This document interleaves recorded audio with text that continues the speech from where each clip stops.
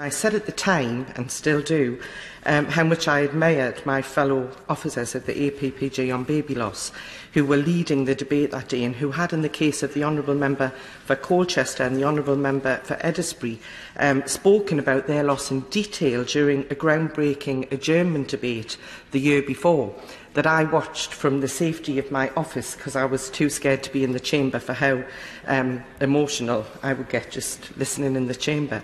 So the fact that they were on their feet talking about it just astounded me, because I'd never felt brave enough or strong enough to do what they did.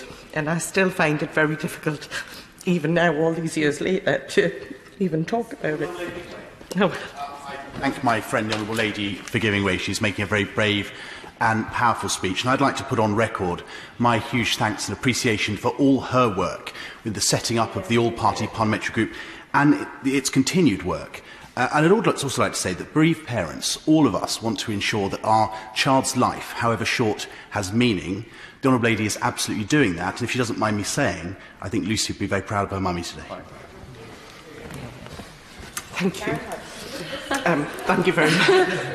I appreciate the Honourable Member. Yes, if he was trying to calm me down, he's probably made it worse.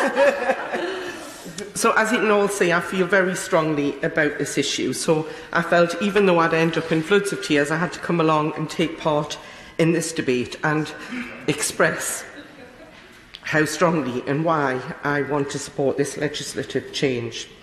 So, if Lucy had been born alive, she would have immediately been incubated, 23.5 weeks. She would have been rushed in an ambulance that was waiting with flashing blue lights to the RVI in Newcastle, where they have the Regional Centre of Excellence for special care baby units for very prem babies. She would have had the very best world-class care.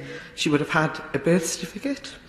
She would have been celebrating her 20th birthday this year. But sadly, she was stillborn. So there was no flashing blue lights, no incubator, and no birthday parties ever. And as I found out, to my horror, no birth or death certificate. So, as I held her in my arms and had to come to terms with what had just happened, I also then had to come to terms with the fact that she officially did not exist, and I would not be getting any certificate of her arrival or death. She was 3 to 4 days short of the required 24-week legal age.